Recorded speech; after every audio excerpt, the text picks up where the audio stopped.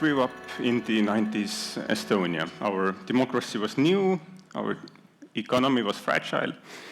It was right after the fall of the Soviet Union. As we were moving from socialism to capitalism, the move created winners and losers, and poverty was widespread. That's also the period when I learned something which is still stays with me, and that is that help can also be not help if it's not done dignified. You may remember this as well. There were boxes of used clothing coming into Estonia, what we called humanitarian aid. It was boxes of candy, and I still remember one particular jacket. It was light gray in color. It was quite ugly, worn out. It kept me warm. It didn't fit. It had this particular smell to it, which still lingers in my memory. It didn't quite fit. It kept me warm, but it also made me feel somehow less than the kids who had something new, less than the kids whose families could afford to choose. So again, winners and losers back in the day. During these turbulent times, the world around us was fast changing as well. My school had a computer lab, and I happened to have the keys. And there I taught myself to code and went on to work as a programmer already in high school.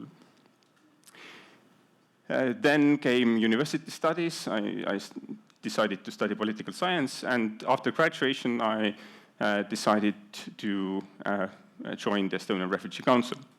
First as a project manager and then as the director, something I've done for the past 12 years.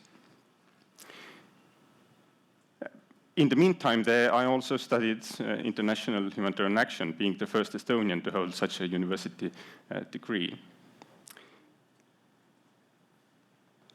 Although growing up poor, I have always felt quite privileged to have had that computer lab, privileged to have been schooled free of charge, and also privileged to live at a time when the world was opening up and opportunities were all around. In many ways, my story is also the story of Estonia itself. Young, innovative, thinking outside of the box, the assisted becoming the one assisting.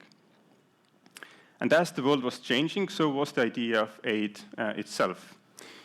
So today, 30 years later, the idea of this jacket feels quite anachronistic, not really suitable as a way of assistance in the 21st century, and certainly not dignified enough for the recipient. So in the era of mobile wallets and digital identities, can we do humanitarian aid better? What would humanitarianism 2.0 look like? Whenever disasters strike, it's either it's natural, like earthquakes and floodings, or man-made, like wars. It's the people closest to you who rush in to help. So it's neighbors pulling each other out from the rubble, or strangers housing refugees fleeing the war. But when the time moves on, and people move on with their lives as well, the needs persist. And this is when the aid becomes professionalized. Today, we have a global network of UN agencies, of Red Cross, Red Crescent societies, of NGOs of different sizes, who are coming together to form what we know as the humanitarian system. We are neutral, we are independent, we are the ones who rush in when the countries themselves can't really cope with the crisis. Collectively, we have assisted millions of people across countless crisis situations in the world over the past decades. But we are also becoming an industry of sorts, a business of helping. And the past year, in particular, has put this business or industry under severe stress. And no, it's not only US cutting funding. Actually, most of the rich countries in the world over the past year have, and over the past years, not only the last year, have cut funding to the most vulnerable of this world. Many have switched this funding to buy weapons instead, thereby creating more potential for conflict and wars. At the same time as we are cutting funding, the humanitarian needs have skyrocketed. Today, this year, more than 300 million people are in need of humanitarian assistance. More than 123 million are forcibly displaced. That's the highest number on record. In order to respond to all of these needs this year, we need $45 billion. It sounds huge, right? But is it? It's only half of the annual net profits of any single tech giant like Apple or Microsoft or Google. So I guess maybe we are not really missing money in this world, but we are missing fairness and solidarity. So there's no denying that the world around us is in turmoil. Old wars don't end, new ones erupt. Business interests are fueling conflict. Climate change is doing the same. Far-right politics are fueling social divisions. All the while, the humanitarians are asked to do more for more people, but with less money. So that has left us asking, in front of this impossible task, what should we be doing differently? How we help, not only how many we help, is the question. When you picture humanitarian aid, then most probably the picture which comes to your head is a long line of people waiting for a parcel of food or a blanket. There's a huge banner above their heads, thanking the donors with logos on them and everything.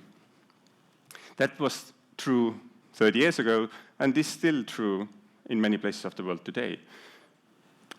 But already now, actually, a lot of aid looks different. It's an online application, it's a text message, it's a mobile wallet, it's cash. Not the physical paper cash, but mostly digital cash. The basic premise of cash-based assistance is very simple. Give people money. Let them decide what they need. Trust them. Why? Because cash is fast, cash is cost-efficient, cash supports local markets rather than bypasses them, and most importantly for me, it's dignified. So don't tell me what I need. I know my life, I know my needs, even in times of crisis. Let me correct that, especially in times of crisis. And research backs this up.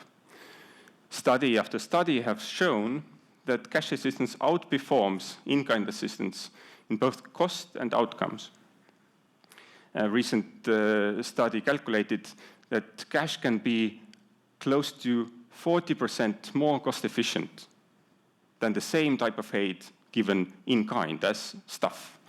This means that we could help millions of more people if it just switched. And what is even more important, when you ask people what they prefer, then the choice is clear. Do not give me the jacket which has traveled thousands of kilometers, being warehoused along the way, ramping up costs along the way as well, but cash.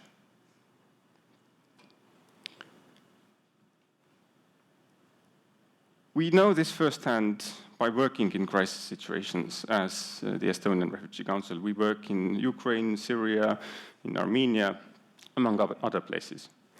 People's needs are diverse and changing over time. One family needs to buy food from a local store which is still operational near the front line. Another one needs to buy medicine for the children. Still another one needs to replace the windows which were shattered by a recent drone attack. So one needs to buy diapers, other one needs to pay rent. With cash we can respond to a diversity of need. And even in war-torn places like Gaza today, markets are bouncing back after fighting ends. It's also a good reminder that small business owners are very resilient, and what we can do for them is to inject money to the hands of the customers so that also the customers get what they need for their basic needs, and small business owners also get to keep their livelihoods going. But there is a catch to this story. You can't really take a good picture out of cash assistance. You can't film dignity in a digital transfer. And many donors still like the images of trucks unloading sacks of rice with the logos on them.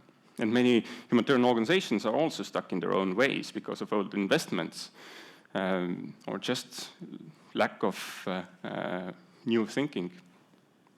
So even though cash is cheaper, faster, and better, it peaked in 2022 and has been now trending downwards. But it is an integral part of humanitarianism 2.0. When we talk about digital cash, then it already hints also to the need of digitalization itself. And here is where the Estonian story comes in. Here we do our taxes online, kind of as a national sport. We vote online, our medical records, prescriptions, everything is digital. Also, our databases are linked together in a way that if one government agency knows something about us, then the other one shouldn't ask for the same information. And we also have access to know what they know about us. So it's fair game. Humanitarian sector, though, is still lagging behind. Of course, we are already registering people on tablets and mobile phones. We are already exchanging Excel tables between organizations to make sure that we are not assisting the same person twice. But we're still only scratching the surface. So much more could be done. So unlike 30 years ago, today's Estonia is a high-income country. We've come from this loser to a winner, from aid recipient to aid provider. And we have gone through an impressive digital transformation over these 30 years. Could we use the same blueprint also for the humanitarian system? I believe we can, and we should, and we're already doing that. In Ukraine in particular, we have built our own digital tools based on open source software in order to reach people who are physically unreachable. We are able to identify, register, verify, and assist in cash, in digital cash, people to whom we don't have physical access and the other humanitarian organizations don't have physical access to. So we are able to do that because digital cash can travel across front lines, it can travel across minefields, keeping both the aid recipients as well as the aid worker safe from danger. Over the past 3.5 years, we have assisted close to 500,000 people with cash in Ukraine. Approximately 1/4 of that has gone to areas where we don't have or haven't had physical access to. So we haven't left these people behind, and that's also one way that the humanitarianism 2.0 can manifest itself. But we should be doing so much more. Imagine if the humanitarian system itself functioned like the Estonian e-government. if we had interconnected databases so that we wouldn't be registering the same person 10 times over as different organizations.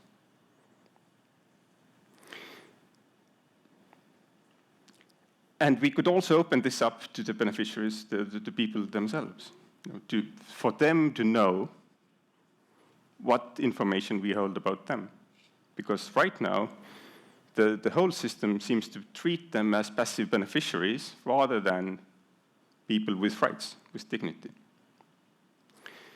Maybe because I started off as a programmer, I tend to see potential in digitalization.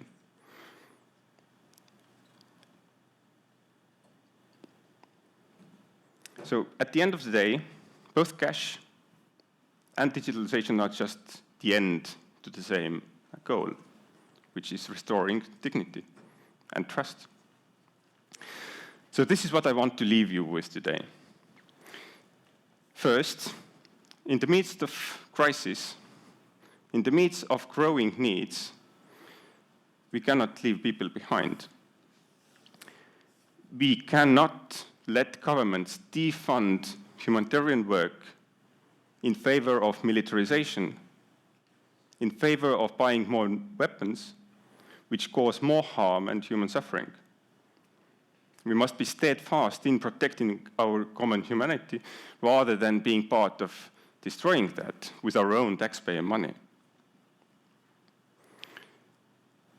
But additionally, let's also not waste a good crisis.